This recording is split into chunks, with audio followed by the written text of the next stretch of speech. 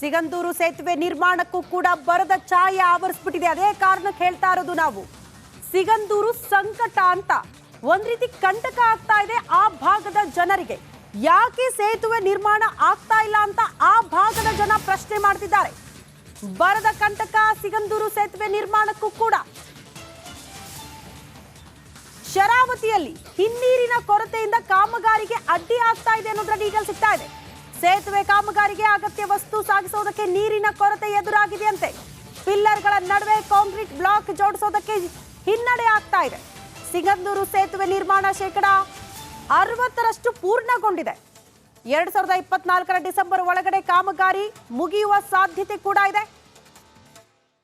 But ಯಾಕೆ ಈ ಕಾಮಗಾರಿ ವಿಳಂಬ ಆಗ್ತಾ ಇದೆ ಅನ್ನೋ ಕಾರಣಕ್ಕೆ ಬರದ ವಿಚಾರ ಪ್ರಸ್ತಾಪ ಆಗ್ತಾ ಇದೆ. ನೀರಿನ ಕೊರತೆ ಇದೆ ಅಂತ ಹೇಳಲಾಗ್ತಾ ಇದೆ.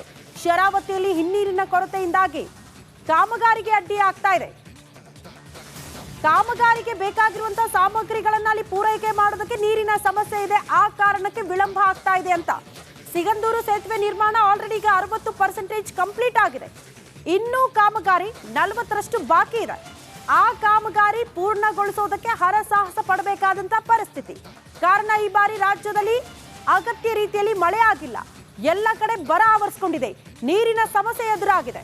ಹಾಗಾಗಿ ಶರಾವತಿ ನದಿಯಲ್ಲೂ ಕೂಡ ಹಿನ್ನೀರಿನ ಸಮಸ್ಯೆ ಈ ಕಾಮಗಾರಿಗೆ ಅಥವಾ ಕಾಮಗಾರಿ ವಿಳಂಬಕ್ಕೆ ಪ್ರಮುಖ ಕಾರಣ ಅಂತ ಹೇಳಲಾಗ್ತಾ ಇದೆ. ವಿ.ವೈ. ರಾಘವೇಂದ್ರ ಅವರು ಕೂಡ ಈ ವಿಚಾರಕ್ಕೆ ಸಂಬಂಧಪಟ್ಟಂತೆ ಮಾತನಾಡಿದ್ರು. ಸಹಜವಾಗಿ ಒಂದಷ್ಟು ಆಕ್ರೋಶಕ್ಕೆ ಕಾರಣ ಆಗ್ತಾ ಇರುವಂತಹ ವಿಚಾರ, ಯಾಕೆ ಕಾಮಗಾರಿ ಕಂಪ್ಲೀಟ್ ಆಗ್ತಾ ಇಲ್ಲ. ಸಂಸದರು ಈ ಬಗ್ಗೆ ಮಾತನಾಡ್ತಾರೆ ಅಂದ್ರೆ ಅಲ್ಲಿನ ಪರಿಸ್ಥಿತಿ ಹೇಗಿರಬಾರ್ದು. ಕಷ್ಟ, ಮಳೆ ಕಮ್ಮಿ ಆದರೂ ಕೂಡ ಕಷ್ಟ. ಯಾಕೆಂದರೆ ಆ ಮೆಟೀರಿಯಲ್ಸ್ಗಳನ್ನು, ರಾ ಮೆಟೀರಿಯಲ್ಸ್ಗಳನ್ನೆಲ್ಲ ಅಲ್ಲಿಗೆ ಸಾಗಿಸ್ಲಿಕ್ಕೆ ಆ ಲಾಂಚು, ಆ ಕ್ರೈನ್ಗಳು ಬೇಕಾಗುತ್ತೆ. ನೀರು ಈ ಒಂದು ಸರಿಸಮಾನವಾದಂಥ ಒಂದು ಲೆವೆಲ್ ಇದ್ದಾಗ ಮಾತ್ರ ಅವೆಲ್ಲ ಸಾಗಿಸ್ಲಿಕ್ಕೆ ಸಾಧ್ಯ. ಹಾಗಾಗಿ ಆ ದೃಷ್ಟಿಯಿಂದ ಸಮಸ್ಯೆ ಆಗಿದೆ. ಮೋಸ್ಟ್ಲಿ ಇನ್ನೊಂದು ವರ್ಷ ಟೈಮ್ ತೆಗೆದುಕೊಳ್ಳುತ್ತೆ. ಯಾಕಂದರೆ ಈ ಡಿಸೆಂಬರಿಗೆ ಆಗಬೇಕಾಗಿರೋದು ಮುಂದಿನ ಡಿಸೆಂಬರ್ವರೆಗೂ ಕೂಡ ಎಳಿಬೋದು. ಮುಂದಿನ ತಿಂಗಳು ಗೌರವಂತ ಗಡ್ಕರಿಜಿಯವರೇ ಬರ್ತಾ ಇದ್ದಾರೆ. ಮೋಸ್ಟ್ಲಿ ಅದನ್ನು ಕೂಡ ವೀಕ್ಷಣೆಯನ್ನು ಮಾಡೋ ಅವಕಾಶಗಳು ಹೆಚ್ಚಿಗೆ ಇದೆ. ಒಂದು ಐತಿಹಾಸಿಕಂಥ ಸೇತುವೆ. ಯಾಕೆಂದರೆ ಈ ಡಿಸೈನನ್ನು ಮಾಡಿ ಕೇಬಲ್ ಸ್ಟೇ ಟೆಕ್ನಾಲಜಿಯನ್ನು ಉಪಯೋಗಿಸ್ಕೊಂಡು ಇಡೀ ರಾಷ್ಟ್ರದಲ್ಲಿ ಇದು 7ನೇ ಸೇತುವೆ. ಇದು ನಿರ್ಮಾಣ ಆಗ್ತಾ ಇರೋದು. ಈ 7ರಲ್ಲಿ ಅತ್ಯಂತ ಉದ್ದವಾದಂಥ ಸೇತುವೆ 2ನೇ ಸೇತುವೆ ಇದು ನಮ್ಮ ಕರ್ನಾಟಕದ, ನಮ್ಮ ಕಳಸವಳ್ಳಿ, ಸಿಗಂದೂರು, ನಮ್ಮ ಶಿವಮೊಗ್ಗ ಕ್ಷೇತ್ರದ್ದು. ಅಂದರೆ 12 ಪಿಲ್ಲರ್ಸ್ಗಳು ಬರುತ್ತೆ, 2.25 ಕಿಲೋಮೀಟರ್ ಬರುತ್ತೆ. ಒಂದು ವೆಲ್ ಪ್ಲ್ಯಾನ್ಡ್ ಡಿಸೈನ್ ಮಾಡಿ ಇಷ್ಟೊಂದು ಲಾಂಗೆಸ್ಟ್ ಬ್ರಿಡ್ಜ್.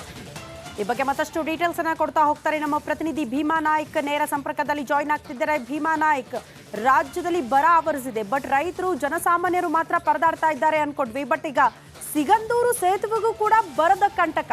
ಡೀಟೇಲ್ಸ್ ಅನ್ನ ಕೊಡ್ತಾ ಹೋಗೋದಾದ್ರೆ ಶ್ರುತಿ ಏನು ಅಂದ್ರೆ ಕೇವಲ ರೈತರಿಗೆ ಮಾತ್ರ ಅಷ್ಟೇ ಅಲ್ಲದೆ ಮಳೆಗಾಲ ಕೈ ಕೊಟ್ಟಿರುವಂತದ್ದು ಅಭಿವೃದ್ಧಿ ಕಾರ್ಯಗಳಿಗೂ ಸಹ ಈಗ ಅಭಿವೃದ್ಧಿ ಕಾರ್ಯಗಳಿಗೂ ಏನು ಕೈಗೊಳ್ಳಬೇಕಾಗಿತ್ತು ಅವುಗಳಿಗೂ ಸಹ ಈ ಬಾರಿಯ ಮುಂಗಾರು ಮಳೆ ಅಭಾವದಿಂದ ಸಾಕಷ್ಟು ವಿಳಂಬ ಆಗಿರುವಂತದ್ದು. ಏನು ಸಿಗಂದೂರು ಸೇತುವೆ ಏನಿದೆ 2.5 ಮೀಟರ್ ಏನು ಇಡೀ ರಾಜ್ಯದಲ್ಲೇ 2ನೇ ಅತಿ ಉದ್ದದ ಬ್ರಿಡ್ಜ್ ಆಧಾರಿತ, ಕೇಬಲ್ ಆಧಾರಿತ ಸೇತುವೆ ಏನಿದೆ. ಈ ಸೇತುವೆಯನ್ನ ನಿರ್ಮಾಣ ಕಾಮಗಾರಿ ಡಿಸೆಂಬರ್ 2020ರಂದು ಕೈಗೊಂಡಿತ್ತು.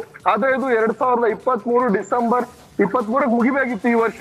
ಆದ್ರೆ ಮಳೆಯ ಅಭಾವದಿಂದ ಮತ್ತಷ್ಟು ವಿಳಂಬ ಆಗ್ತಿರುವಂತದ್ದು ವರ್ಷದಿಂದ ವರ್ಷಕ್ಕೆ ಮುಂದೋಗ್ತಾ ಇದೆ. ಎಲ್ಲವೂ ಒಂದು ಲೆಕ್ಕದಲ್ಲಿ 60% ಈಗಾಗಲೇ ಕಾಮಗಾರಿ ಪೂರ್ಣ ಆಗಿದೆ. ಆದ್ರೆ ಮಳೆಯ ಅಭಾವದಿಂದಾಗಿ ಶರಾವತಿ ಹಿನ್ನೀರಲ್ಲಿ ಮಳೆ ಕಡಿಮೆ ಆಗಿದೆ. ಹಾಗಾಗಿ ಅಲ್ಲಿ ಕೆಲಸ ಮಾಡ್ಲಿಕ್ಕೆ ಸಾಕಷ್ಟು ಸಮಸ್ಯೆಗಳಾಗಿರುವಂತದ್ದು. ಏನು ಅಂದ್ರೆ ಈಗ ಮೇಲೆ ಪಿಲ್ಲರ್ ಗಳನ್ನ ಜೋಡಿಸ್ಬೇಕು. ಆ ಪಿಲ್ಲರ್ ಗಳನ್ನ ಜೋಡಿಸ್ಲಿಕ್ಕೆ 50ರಿಂದ 60 ಟನ್ಗಳಷ್ಟು ಭಾರ ಇದೆ ಒಂದೊಂದು ಪಿಲ್ಲರ್ಗಳು.